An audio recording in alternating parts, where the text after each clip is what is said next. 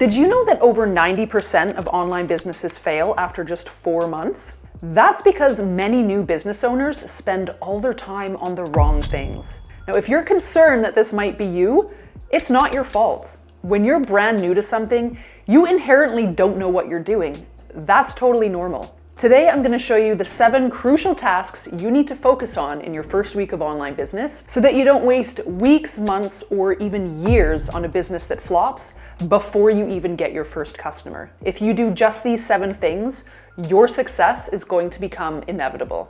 So my first online business attempt was a total disaster. It was a gluten-free meal planning service, and after literally months of hard work, hundreds of wasted dollars, it died on the vine before ever seeing the light of day. That is because I had no idea what I was doing, and I went full steam ahead on this idea without actually validating that it had any real profit potential first. And that's what's going to happen to you if you don't follow these first 4 steps before moving forward with your idea. Now, steps 5 to 7 are tactical, so you don't want to miss those, but you cannot proceed with tactics until you've nailed these first 4 things. So step 1, ask yourself, what are you selling? Now, this may sound pretty obvious. If you're starting a business, surely you know what your product or service is going to be. But what most people don't do is ask, why would someone actually want this? And I use the word want here on purpose. Oftentimes, people are much more likely to buy something that they want rather than something that they need, unless the thing they need is something that's so urgent it really can't be ignored, like going to buy a plunger when your toilet's clogged. Now, here's a great example of how people are more likely to spend money on a want versus a need, even when it's actually the same product. So I was taking one of Ramit Sethi's online courses a few years ago, and he was interviewing this guy who was having a really hard time selling his networking program. The problem?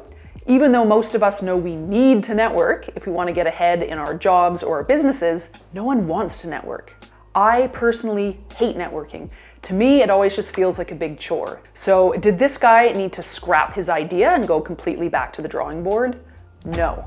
All he had to do was dig a little bit deeper to uncover what his target market actually wanted out of the process of networking. And what his target market wanted was job offers. So during his conversation with Ramit, they came up with the idea of calling his program Endless Job Offers. Now, the content of the program was still the exact same. Networking was the tool used to get the job offers, but because the focus was on the desired outcome, the want, suddenly his product sounded a lot more appealing. Sell your customers what they want, then give them what they need. I don't know who originally said that, but I think it's really good advice. Also keep in mind, people only ever buy one of 2 things: a solution to a problem or the fulfillment of a desire. If your product or service doesn't solve a problem or fulfill a desire, you aren't going to be able to sell it. And remember, the more painful the problem or the intense the desire, the easier time you're going to have selling whatever your solution is. Step number 2 is to ask yourself, who am I selling to? So now it's time to create your ideal customer avatar. This is a comprehensive picture of the exact customer that you want to target. You should know their age, their gender, profession, fears, frustrations, challenges, interests, anything else that's going to be relevant to you selling them your product or service. Now, the easiest ideal customer avatar to target is you, and that's because you've got intimate knowledge of how that person thinks and feels, what their dreams are, biggest pain points, all the stuff they need to hear, etc. Now, this, of course, only works if you are your own target market. If you aren't your own target market, if you're instead creating a product or service for an underserved market that doesn't include you, talk to people who are in that market and get to know them intimately so that you have a firm grasp on who they are and what they need, and then you will be better equipped to solve their problems. So why is an ideal customer avatar so important? Because if you're creating a product or service that you want to appeal to everyone, you're going to end up appealing to no one. So it's important to target as niche a customer base as possible. Now, don't worry about losing out on sales because you think your niche is too small. Yes, fewer people might buy your product or service, but the more niche you are, the higher the prices that you can charge because there's going to be less competition.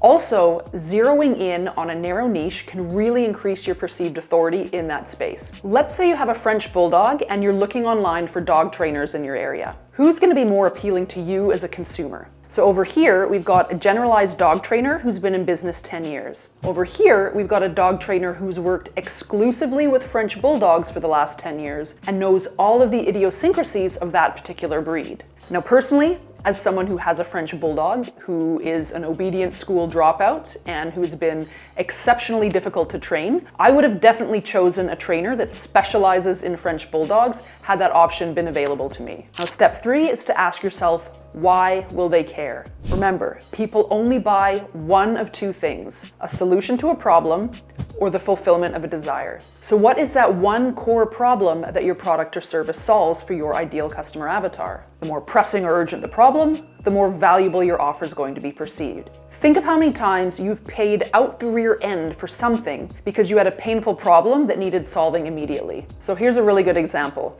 After I had my daughter, I had incredible difficulty with breastfeeding, and I was literally having to spend several hours a day pumping milk. Now, I vividly remember standing in the aisle of some baby store, looking at all the breast pump options, seeing some single hand pump for like 30 bucks. And then there was this motorized double pump that was like 500 bucks. And I ended up buying that crazy expensive $500 motorized double pump. And the reason I did that is because the thought of hand pumping one breast at a time for several hours a day was just unbearable to me. Now, I literally stood there in the aisle crying next to my husband over this price, and then I bought it anyway because the bottom line was that I was willing to pay much, much more for a product that saved me hours a day doing something that I did not want to do. Now, that might be a bit of an extreme example, but it perfectly illustrates how people are willing to pay more for things that solve acute, painful problems.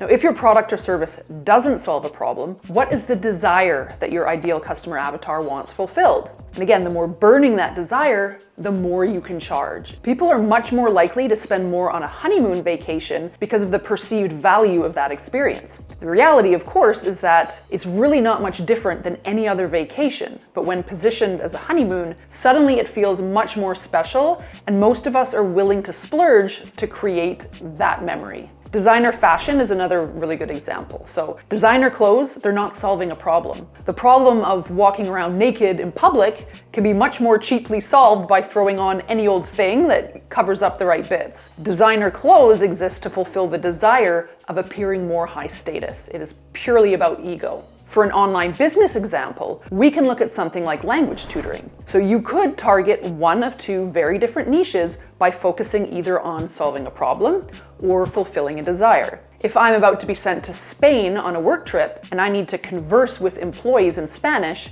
and I don't know any Spanish, that's a problem. In this case, I'm more likely to look for a tutor that can help me with specific phrases for a work environment. On the other hand, maybe I just want to learn Spanish as a hobby, so I can hold my own in conversation when I'm traveling around South America. In this case, this is a desire I want fulfilled, not a problem that I need solved. So in this case, I'll probably be looking for someone that teaches conversational Spanish instead. So this really is closely tied to one of the previous steps where we want to know exactly who it is we're targeting and why. So knowing whether your product or service solves a problem or fulfills a desire and what that problem or desire is, it's critical in knowing how to create, assign value to, and market your product or service to the right people. Now, once you know exactly how your product or service is going to help your ICA, you can put it all together into a basic positioning statement. Now, a positioning statement is a description of your product and target audience and explains how it fills a market need. Now, your basic positioning statement can be structured like this. I help ICA to achieve desired result without undesired result through product or service. So this is a positioning statement in action using one of my own examples. I help busy professionals start a profitable online business without burning out through my program, The Soul-Centric Business. Now, once you have this statement, print it out, tape it to your wall, look at it daily. And also know that this isn't set in stone and it's likely going to evolve as you get to know your ICA better and you gain more experience in your business. Step 4, ask yourself, where can you find your ideal customer and how will you reach them? If you don't know where they are, you're not going to have any way of getting your product or service into their hands. Are they on social media? Do they spend time on YouTube? Are they on Facebook? Now, you don't need an elaborate marketing plan at this point, but you do need to know where to go so you can get those first 1 to 5 customers. Now, for example, when I first decided to create my first online program, Low Content Profits Academy, where I teach people how to generate passive income, creating and selling journals and planners and other types of low content books, I knew that the best place to find my target market of side hustlers was on YouTube. So despite the fact that I have always hated being in front of the camera, I started this YouTube channel so that I could create that direct link with the people I thought would be most interested in what I had to offer. So at this point, you've got all the initial data you need to move forward with your idea, and it's time to set up some basic infrastructure. And if you're finding these tips helpful so far, and you would love a hard copy checklist that you can refer back to as you're going through all these steps, download my First Customers Fast checklist, which you can grab down in the description below this video. Now, step 5 is to open a bank account. You've got a solid foundation in place at this point, and now you're ready to attempt to make your first sale. To do that, you need a bank account, and you want to make sure it is separate from your personal account. Don't mix your business and personal accounts. It's going to be an absolute nightmare at tax time. You're also going to want a bookkeeping method in place right from the outset. The easiest way to do this is to start with a spreadsheet. You can find lots of these bookkeeping spreadsheets online that you can download. Just make sure that you do it from the start. I did not do this from the start, and I ended up creating a very expensive nightmare for myself. When it came tax time, I had to hire a forensic bookkeeper to fix all the mistakes I'd made and find transactions that I hadn't recorded properly. And it cost me hours of my time, and I think I had to pay like around $500 for it. So don't make that same mistake. Step number 6 is to set up a payment processor like Stripe or PayPal, because now you've got this thing and you're going to need some way to accept payment for it. So take a look online, research which one you think is going to make the most sense for you and your idea, and then set that up. Now onto the most important step. Step 7, get your first customer. No, you don't have a website yet. No, you don't have a logo yet, or business cards yet. You don't even have a registered legal entity yet. This is intentional. You don't want to spend time on any of these things before you have validated with at least one sale that your idea is going to be profitable. Now, ironically, most of us subconsciously, maybe sometimes even consciously, avoid going after that first sale. Why? Because we're so scared of failing that we would rather stay busy doing things like perfecting our website or choosing the perfect typography so that we don't have to stick our neck out and risk that failure. But all that does is waste months of time that you are never going to get back on an unproven idea. Just like me with my gluten-free meal planning service that no one in their right mind was ever gonna buy. It's better to fail up front and faster than fail after months of hard work. We want to validate our idea as quickly as possible so that we can move on to something else if our idea turns out to be crap. And money in hand is that ultimate validation. Now, it's completely okay if your first idea or even first several ideas are crap. I don't know any successful person who didn't build their hugely successful businesses on a pile of failed ideas. Walt Disney's first animation studio went bankrupt.